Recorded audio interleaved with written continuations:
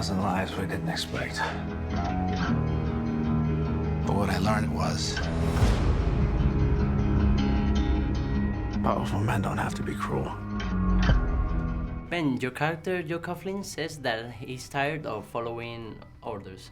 Does that apply to yourself and the projects you work on, especially when you sign them as writer, director, actor, makeup artist? Well, even? you know, there's part of the responsibility of being the boss, I guess, for lack of a better word, is that, you know, you don't have to follow orders, but you have to take a lot of the responsibility, and that's the trade-off. Mm-hmm. And I think, you know, his disillusionment with the First World War, you know, put him in a place where he sort of resented authority figures in general.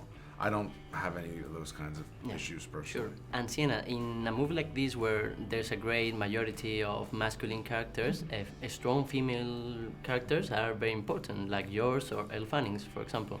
And how does this relate to current Hollywood's situation? You know, I think there's definitely a movement towards more female-driven films.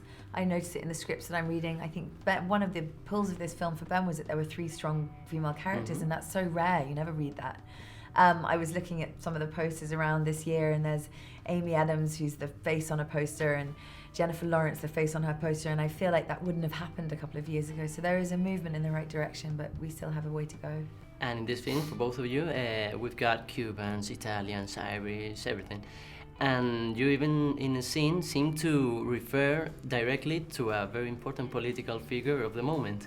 And how does this film reflect the current socio-political situation?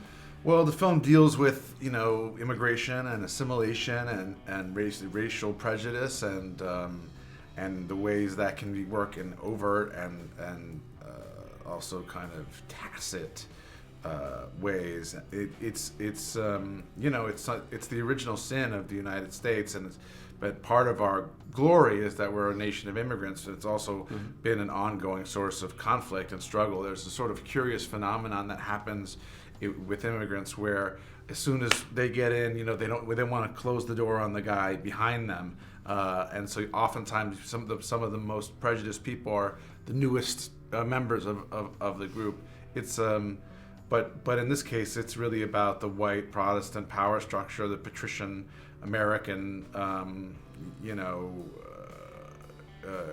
power structure that is resisting the encroachment of immigrants. And I guess we don't have to look very far to see that today. And what do you think about that?